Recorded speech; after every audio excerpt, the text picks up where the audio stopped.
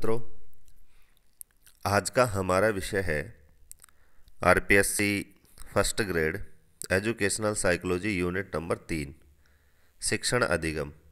और ये तीसरी यूनिट का आज दूसरा वीडियो है।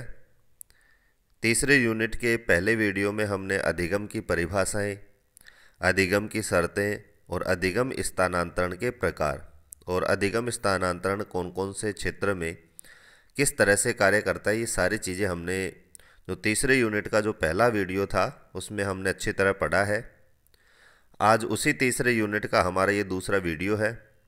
तो इस वीडियो में हम जो तीसरे यूनिट के 3 वाद हैं, व्यवहारवाद, संज्ञानवाद और निर्मितिवाद, तो इन तीनों के बारे में इनकी क्या क्या परिभाषाएं हैं, इन तीनों वादों की क्या विशेषताएं हैं, और फिर इसी यूनिट के जो अगले बिंदु हैं अधिगम के सिद्धांत और इनके निहितार्थ।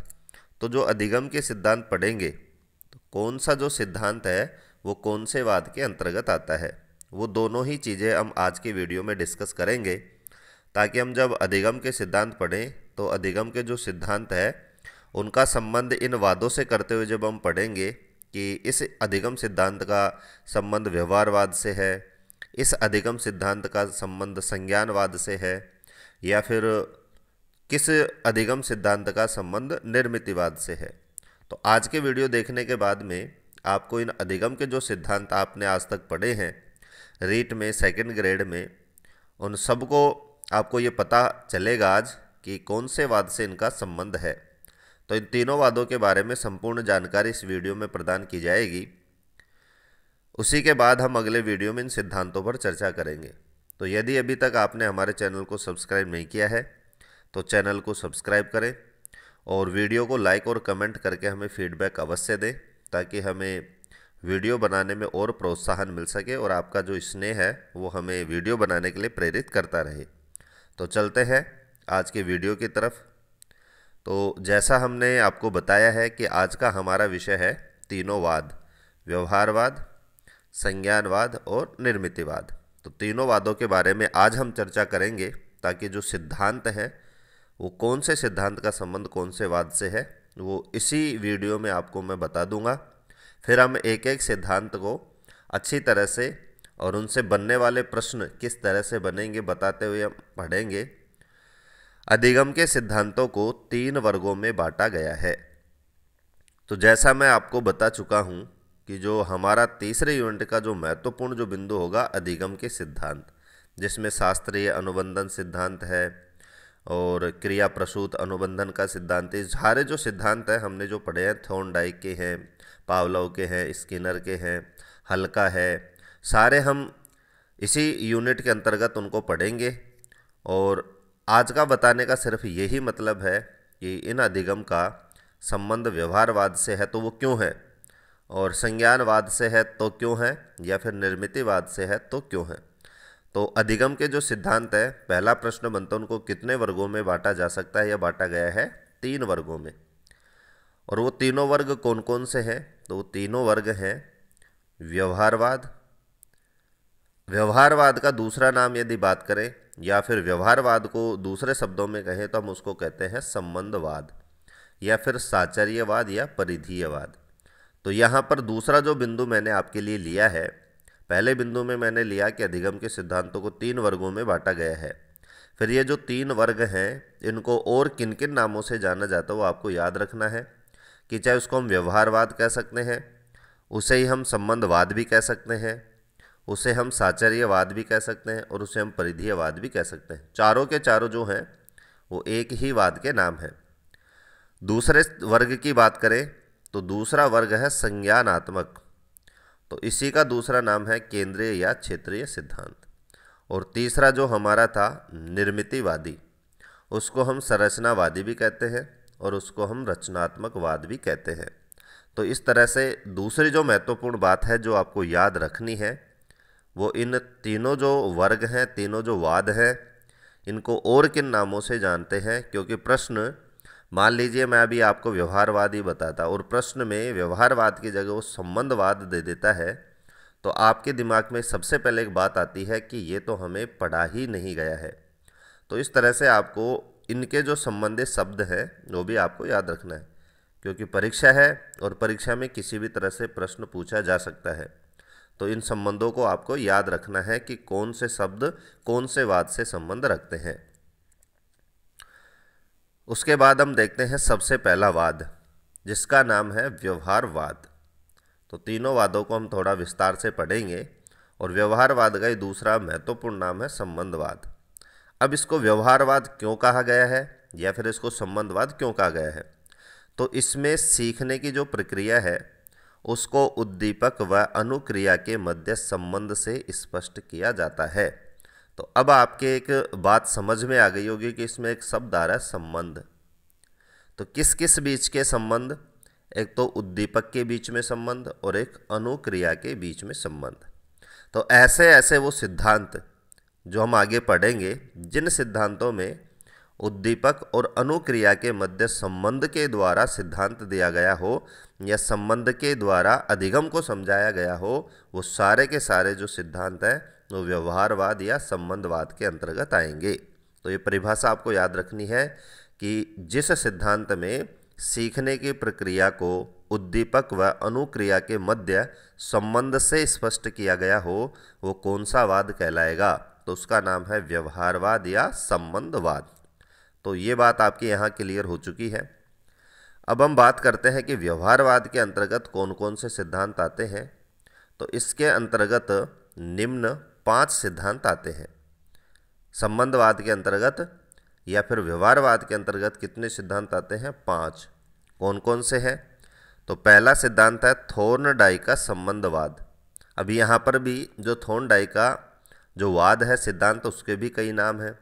संबंधवाद, संयोजनवाद, संयोजन का मतलब भी होता है जोड़ना और संबंध का मतलब भी होता है जोड़ना। साहचर्यवाद या उद्दीपन अनुक्रिया का सिद्धांत। तो ये जो 4 सिद्धांत हैं, थॉर्नडाइक के जो 4 नामों वाला सिद्धांत है, संबंधवाद, संयोजनवाद, साहचर्यवाद या उद्दीपन अनुक्रियावाद, इसका जो संबंध है वो संबंधवाद से है। दूसरे सिद्धांत की बात करें तो पावलोव का जो शास्त्रीय अनुबंधन का सिद्धांत है वो भी संबंधवाद के अंतर्गत ही आता है, ये व्यवहारवाद के अंतर्गत आता है। क्योंकि पावलोव ने जो अपने कुत्ते का प्रयोग करके जो संबंध बताया उसमें भी उद्दीपक और अनुक्रिया के मध्य संबंध को स्पष्ट करते हुए ही अपना सिद्धांत दिया है। तो ये दूसरा जो सिद्धांत है पावलोव का, ये भी संबंधवाद व्यवहारवाद के अंतर्गत आता है। और अगले जो वीडियो बनेंगे उस वीडियो में हमारे यही टॉपिक होंगे। ये जो सिद्धांत हैं इनको विस्तार से पढ़ना और इनसे बनने वाले प्रश्नों के बारे में आपसे चर्चा करना। तीसरा सिद्धांत है स्किनर का क्रिया प्रसूत सिद्धांत। तो जो क्रिया प्रसूत सिद्धांत है वो भी व्यवहारवाद या संबंधवाद से उसका संपर्क है या इसी के अंतर्गत आता है। चौथा है हल्का प्रबलन सिद्धांत या पुनर्बलन का सिद्धांत। और 5वां है गुथरी का समीपता का सिद्धांत।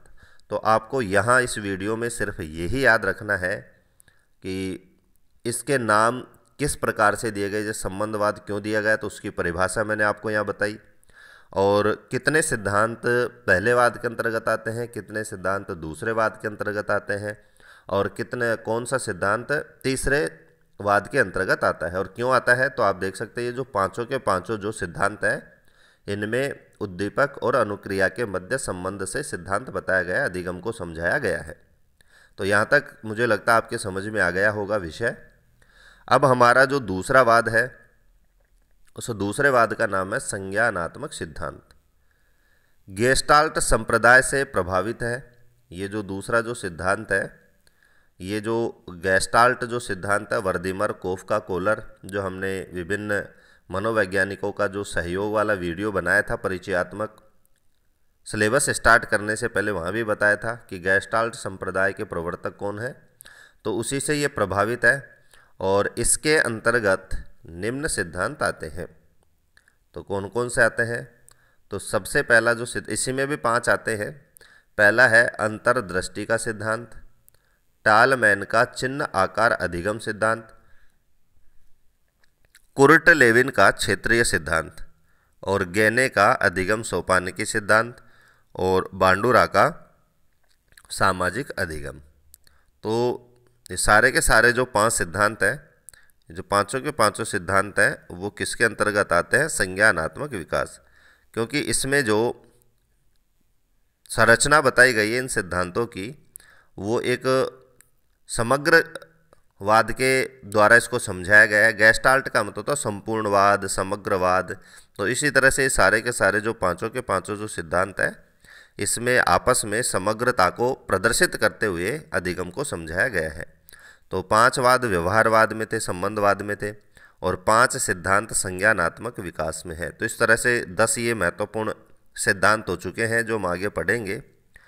उसके बाद में तीसरा जो हमारा वाद है, निर्मितिवाद या संरचनावाद। तो इसमें शब्द से ही आपको क्लियर हो गया होगा, यानी इसमें जो अधिगम है उसको संरचना के माध्यम से समझाया जाता है, निर्माण के माध्यम से समझाया जाता है, इसीलिए इसका नाम है निर्मितिवाद या संरचनावाद।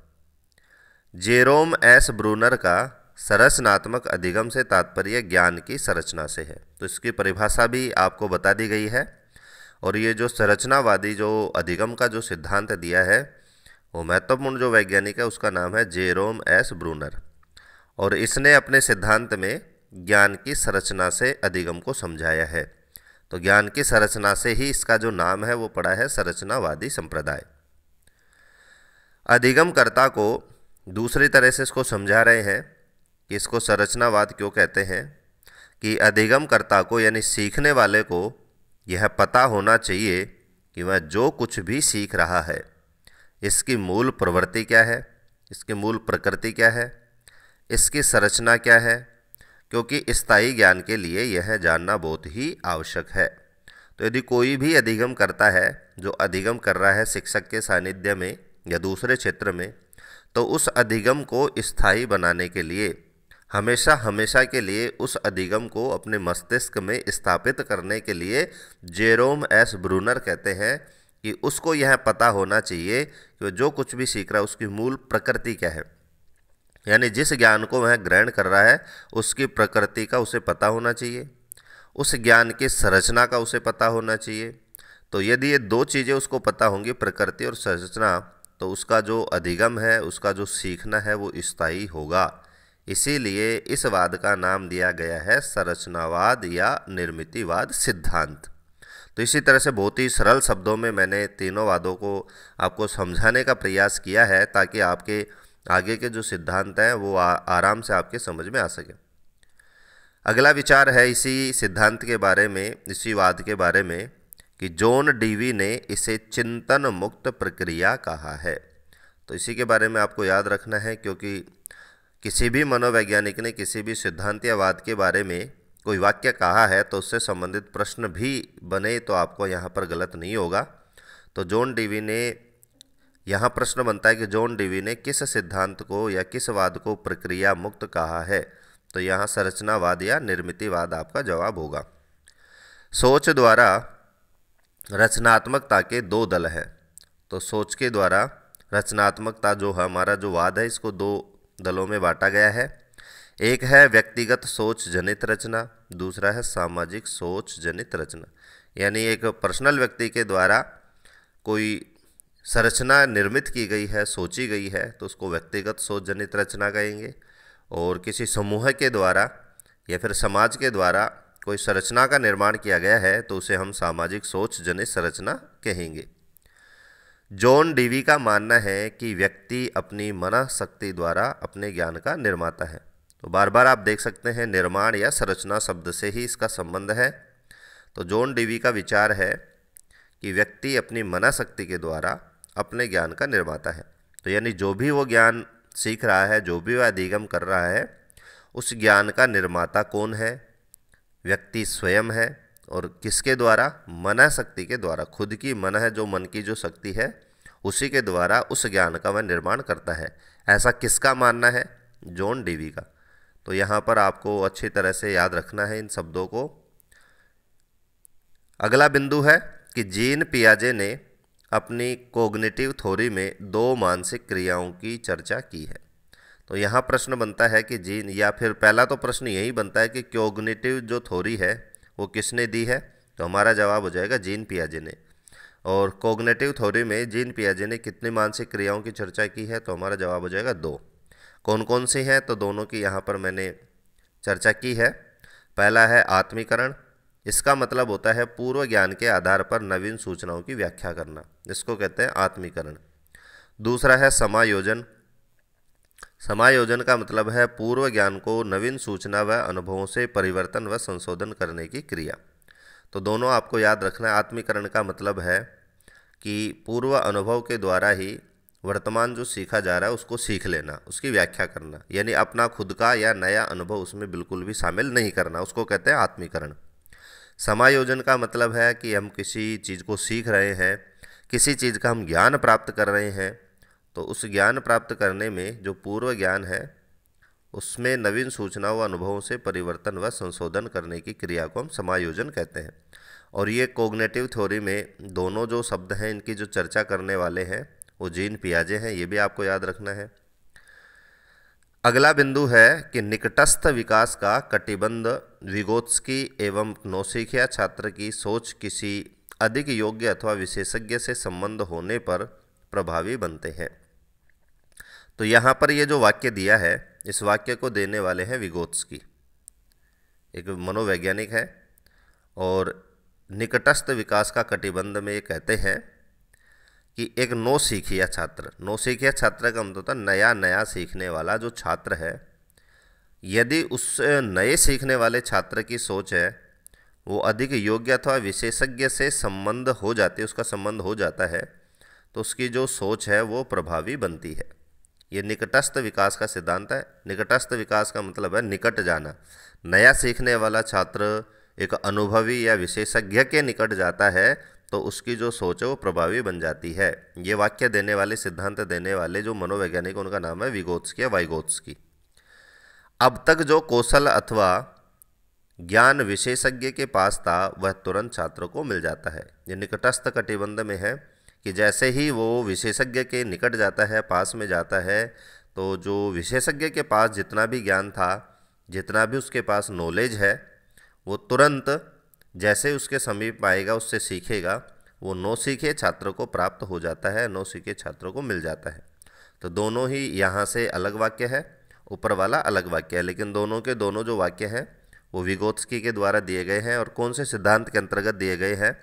निकटस्थ विकास का कटिबंध का सिद्धांत। तो आज के वीडियो में मैंने आपको तीनों वादों को समझाने का एक अच्छा सा प्रयास किया है, और तीनों वादों की क्या क्या विशेषताएं हैं, कौन कौन से सिद्धांतों का संबंध कौन से वाद से है। यदि ये चीज़ आपको आज समझ में आ गई, इन चीज़ों का यदि आप नोट्स बना करके और अच्छा अध्ययन करते हैं, तो आने वाले जो वीडियो है जिसमें हम सिद्धांतों के बारे में पढ़ेंगे उसको समझने में आपको कोई दिक्कत नहीं होगी। आज का वीडियो आपको कैसा लगा? अच्छा लगा तो कमेंट और लाइक करके अवश्य बताएं। धन्यवाद।